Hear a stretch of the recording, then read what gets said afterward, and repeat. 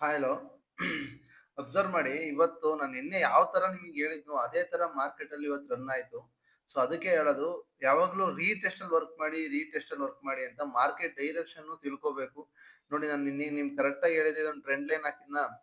Market ಅಲ್ಲಿ ನೀವೇನಾದ್ರು entry ಮಾಡ್ಬೇಕು ಅಂದ್ರೆ ಯಾವ ಜಾಗದಲ್ಲಿ ಎಂಟ್ರಿ ಮಾಡ್ಬೇಕು ಅಂತ ಹೇಳಿದ್ದೆ ಹೇಳ್ರಿ. ಇದು ಸೈಡ್ ಇಲ್ಲ ಇಲ್ಲಿ. ಯಾವ ತರ ಇರ್ಬೇಕು? ಹಿಂಗ್ ಹೋದಾಗಲ್ಲ ಎಂಟ್ರಿ ನಿಮ್ದು ಕೆಳಗಡೆ ಬರ್ಬೇಕಾದ್ರೆ ರೀಟೆಸ್ಟ್ ಮಾಡ್ತಾ ಇದೆ ಅಂತ ಅರ್ಥ. ಸೊ ಪುಟ್ ಸೈಡ್ ಅಲ್ಲಿ ವರ್ಕ್ ಮಾಡೋದು ಯಾವಾಗಿದ್ರು ರೀಟೆಸ್ಟ್ ಅಲ್ಲಿ ವರ್ಕ್ ಮಾಡಿ, ರೀಟೆಸ್ಟ್ ಮಾಡೋ ತನಕ ಕಾಯಿರಿ, ಹೋಗ್ ಬಂದೇ ಬರುತ್ತೆ ಅಂತ ಕ್ಲಿಯರ್ ಕಟ್ ಆಗಿ ಹೇಳಿದೀನಿ ನಾನು. ಓಕೆನಾ? ಇದು ಅದನ್ನು ಹಾಕ್ಬಿಡ್ತೀನಿ. ಇಲ್ಲೆಲ್ಲ ಹೋಗಿ ಕೆಳಗಡೆ ಬಂತು ಅಂದ್ರೆ ಹಿಂಗ್ ಹೋಗಿ ಇದನ್ನ ರೀಟೆಸ್ಟ್ ಮಾಡುತ್ತೆ. ರೀಟೆಸ್ಟ್ ಅಲ್ಲಿ ಎಂಟ್ರಿ ಇಲ್ಲಿ. ಅದೂ ಸಿಕ್ಕಿಲ್ವಾ, ಇಲ್ಲಿ ಬಂದು ರೀಟೆಸ್ಟ್ ಬರ್ತಾ ಅವಾಗ ಎಂಟ್ರಿ ಮಾಡಿ. ಅಷ್ಟೇ, ಸಿಂಪಲ್ ಕಾನ್ಸೆಪ್ಟ್.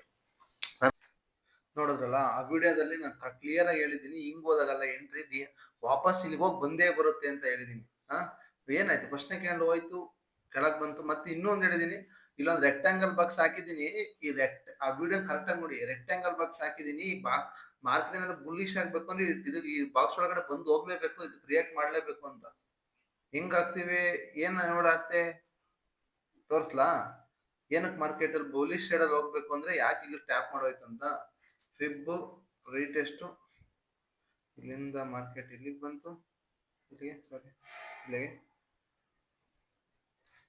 ಒಂದು ನಿಮಿಷ, ಇದನ್ನ ಇಲ್ಲಿಂದ ತಗೊಂಡಿದ್ದೀನಿ, ಇಲ್ಲಿಂದ ಮಾರ್ಕೆಟ್ ಬಂತು ಅಲ್ಲಿ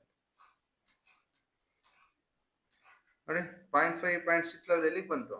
ಎಕ್ಸಾಕ್ಟ್ ಮಾರ್ಕೆಟ್ ಇಲ್ಲಿಗೆ ನೋಡಿ. 0.5 0.6 ಅವತ್ತು ಹೇಳಿದೀನಿ, ಇಲ್ಲಿಗೆ ಬಂದು ಟ್ಯಾಪ್ ಮಾಡೋಗಿದೆ. ಓಕೆನಾ?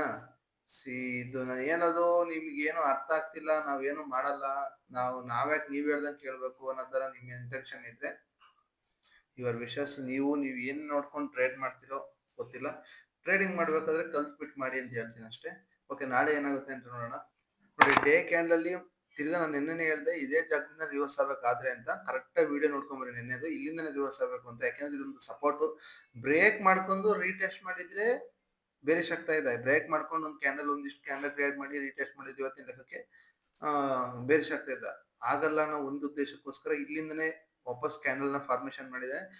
ಅದಕ್ಕೆ ಹೇಳಿದೆ ಏನೇನು ಅಂತ. ಯುರೋಪ್ ಟ್ರೇಡ್ ಡೀಲ್ ನಡೀತಾ ಇದೆ, ಸೊ ಹಂಗಾಗಿ ಇಲ್ಲಿಂದ ರಿವರ್ಸ್ ಆಗೋ ಚಾನ್ಸಸ್ ಇರುತ್ತೆ ಅಂತ. ಈ ನೆಕ್ ನ ಬ್ರೇಕ್ ಮಾಡೋ ತನಕ 25,348 ಬ್ರೇಕ್ ಮಾಡೋ ತನಕ ನಾವು ಯಾವುದೇ ತರದ ಪಕ್ಕ ಕನ್ಫರ್ಮೇಶನ್ ಆಗಲ್ಲ. ಇಲ್ಲಿಂದ ಯಾವತ್ತು ರಿವರ್ಸ್ ಆಗುತ್ತೋ 100% ಎಲ್ಲಿಗೆ ಹೋಗುತ್ತೆ, ಎಷ್ಟು ಹೋಗ್ಬೋದು ಅಂದ್ರೆ ಡೇಟ್ ಅಂಡ್ ಪ್ರೈಸ್ ಪ್ರಕಾರ ನೋಡಿ. ಇಲ್ಲಿಂದ ಒಂದು ಡೇಟ್ ಅಂಡ್ ಪ್ರೈಸ್ ಹಾಕೋಣ.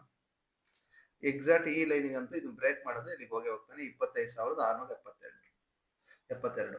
ಸೊ ಓಕೆನಾ? ಡೇ ಕ್ಯಾಂಡಲ್ ಪ್ರಕಾರ ಜಸ್ಟ್ ಇನ್ನು ರೀಟೆಸ್ಟ್ ಅಂದ್ರೆ ಸಪೋರ್ಟ್ ಅಲ್ಲೇ ಆಟ ಆಡ್ತಿರೋದ್ರಿಂದ ಸ್ಟ್ರಾಂಗ್ ಸಪೋರ್ಟ್ ಝೋನ್ ಆಗಿದೆ. ಈಗ ಅಲ್ಲಿಂದ ರಿವರ್ಸ್ ಆಗೋ ಚಾನ್ಸಸ್ ಇರುತ್ತೆ. ಓಕೆನಾ? ಯಾರೋ ಕ್ಯಾಂಡಲ್ ಸ್ಟಿಕ್ಸ್ ಬಗ್ಗೆ ಕೇಳ್ತಾ ಇದ್ರಿ. ಇದು ನೋಡಿ, ಇದನ್ನ ಮಾರ್ನಿಂಗ್ ಸ್ಟಾರ್ ಅಂತಾರೆ. ಸಪೋರ್ಟ್ ಲೈನ್ ಅಲ್ಲಿ ಬಂದ್ರೆ ಮಾರ್ನಿಂಗ್ ಸ್ಟಾರ್ ಆದ್ರೆ ಮಾರ್ಕೆಟ್ ಬುಲ್ಲಿಶ್ ಆಗುತ್ತೆ ಅಂತ ಡೆಫಿನೆಟ್ಲಿ ಹೇಳ್ತೀನಿ. ಬುಲ್ಲಿಶ್ ಇಲ್ಲಿಂದ ಬರ್ದಿಟ್ಕೊಳ್ರಿ. ಬುಲ್ಲಿಶ್ ಆಗ್ಲೇಬೇಕು. ಈ ಮಾರ್ನಿಂಗ್ ಸ್ಟಾರಿಗೆ ಅದು ರೆಸ್ಪಾನ್ಸ್ ಕೊಡ್ಲೇಬೇಕು. ಸೊ ಈ ಲೈನಿಗಾರು ಟ್ಯಾಪ್ ಆಗ್ಬೇಕು. ಇವಾಗ ಟ್ರೇಡ್ ಪ್ಲಾನ್ ಇಲ್ಲಿಂದ ಮೇಲ್ಗಡೆ ಇರ್ಬೇಕು ನಮ್ದು. ಹೆಂಗೆ ಏನು ಕಮ್ಮಿ ಟೈಮ್ ಫ್ರೇಮಿಗೆ ಹೋಗೋಣ. ಮಾರ್ಕೆಟ್ ನೋಡಿ, ಹಿಂದ್ಗಡೆ ನಾವು ಅಬ್ಸರ್ವ್ ಮಾಡಿದ್ರೆ ಇದೇ ಜಾಗ ಟ್ಯಾಪ್ ಮಾಡಿ ಮಾರ್ಕೆಟ್ ಬುಲಿಶ್ ಆಗಿದೆ. ಸೊ ಇಲ್ಲೂ ಅಷ್ಟೇ ಇದೇ ಜಾಗ ಟ್ಯಾಪ್ ಮಾಡಿ ಬುಲಿಶ್ ಆಗಿದೆ, ಮತ್ತೆ ಇದಾಗಿದೆ. ಇದನ್ನ ಅಬ್ಸರ್ವ್ ಮಾಡಿದ್ರೆ ಡಬಲ್ ಬಾಟಮ್ ಆಗುತ್ತೆ. ನಾನು ಯಾವಾಗಲೂ ಹೇಳ್ತಿರ್ತೀನಿ, ಕೆಳಗಡೆ ಅಂದ್ರೆ ಸಪೋರ್ಟ್ ಲೈನ್ ಅಲ್ಲಿ ಯಾವ್ಯಾವ ಆಕ್ಟ್ ಆಗುತ್ತೋ ಅದ್ರ ಮೇಲೆ ಮಾರ್ಕೆಟ್ ಮೊಮೆಂಟಮ್ ಇರುತ್ತೆ ಅಂತ. ಡಬಲ್ ಬಾಟಮ್ ಹಿಂಗೆ ಇದು ಡಬಲ್ 2 ಸತಿ ಸಪೋರ್ಟ್ ಝೋನ್ ಅಲ್ಲೇ ಆಗಿರ್ಬೇಕು ಇದು. ಅವಾಗ ಮಾರ್ಕೆಟ್ ನೆಕ್ ನ ಬ್ರೇಕ್ ಮಾಡಿದಾಗ ಇದು ಏನಿದೆಯೋ ಅಷ್ಟು ಮಾರ್ಕೆಟ್ ಬುಲಿಶ್ ಆಗುತ್ತೆ. ಆದ್ರೆ ಇದು ಸಪೋರ್ಟ್ ಲೈನ್ ಅಲ್ಲೇ ಇರಬೇಕು.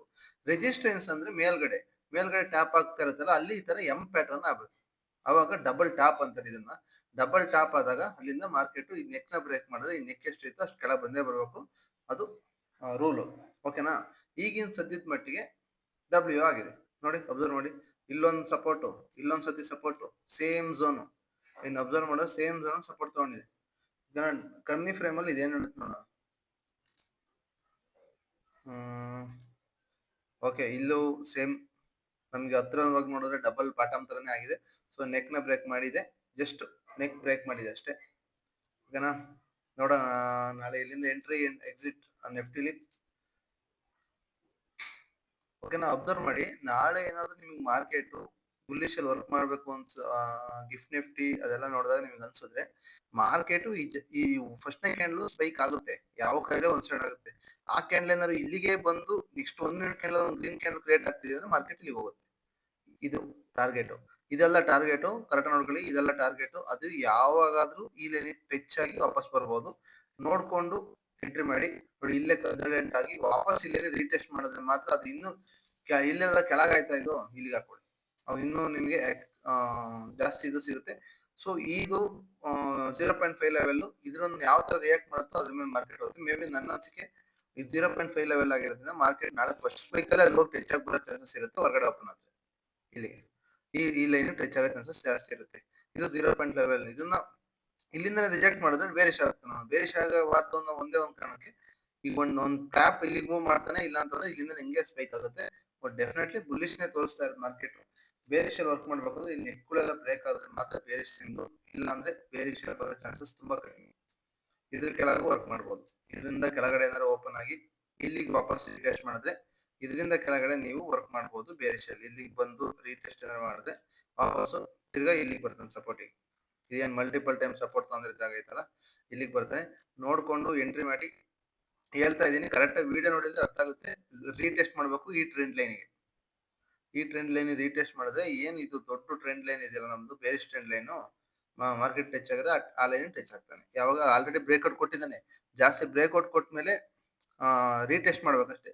ರೀಟೆಸ್ಟ್ ಯಾಕೆ ಮಾಡ್ಬೇಕು ಅಂದ್ರೆ ನಮಗೆ ಇನ್ನೂ ಹತ್ರ ಸಿಗುತ್ತೆ, ಎಸ್ ಎಲ್ ಸಣ್ಣದಾಗುತ್ತೆ ಅಷ್ಟೇ.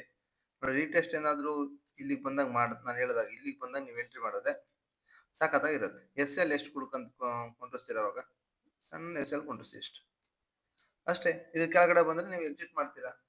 ಒಂದ್ ಕ್ಯಾಂಡಲ್ ಕೆಳಗಡೆ ಬಂದು ಸ್ವಲ್ಪ ಕ್ಯಾಂಡಲ್ ಕ್ಲೋಸ್ ಮಾಡಿದ್ರೆ ಎಕ್ಸಿಟ್ ಮಾಡಿ, ಅಷ್ಟೇ ಮುಗೀತು. 1 ಮಿನಿಟ್ 2 ಮಿನಿಟ್ ಕ್ಯಾಂಡಲ್, ಒಂದು ಕ್ಯಾಂಡಲ್ ಕೆಳಗಡೆ ಕ್ಲೋಸ್ ಕೊಟ್ರೆ ಎಕ್ಸಿಟ್ ಮಾಡ್ಬಿಡಿ ಅಟ್ ಟೈಮಲ್ಲಿ. ಓಕೆನಾ.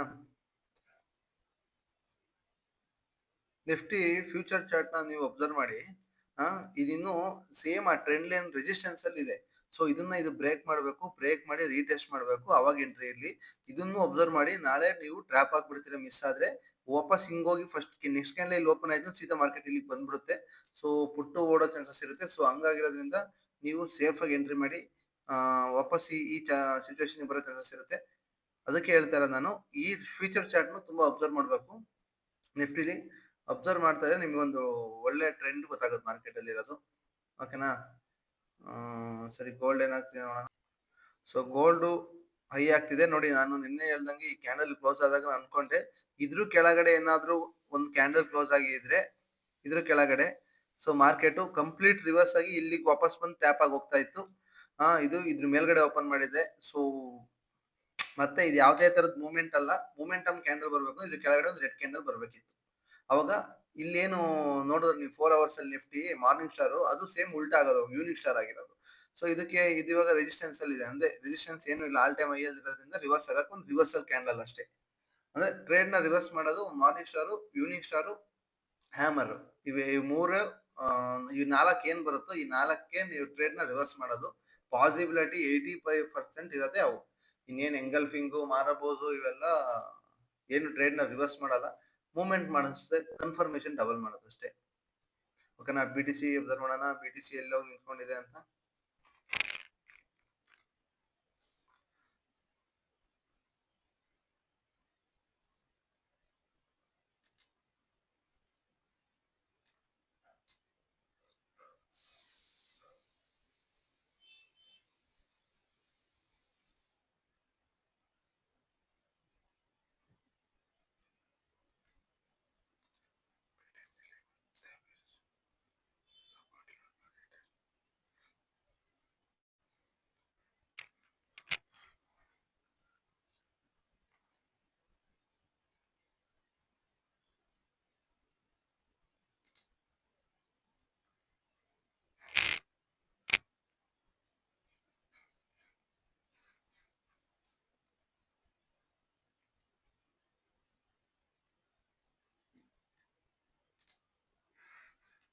ನೀ ಕಂಡ ಮರವಿನಿ ಚೆನ್ನೆ.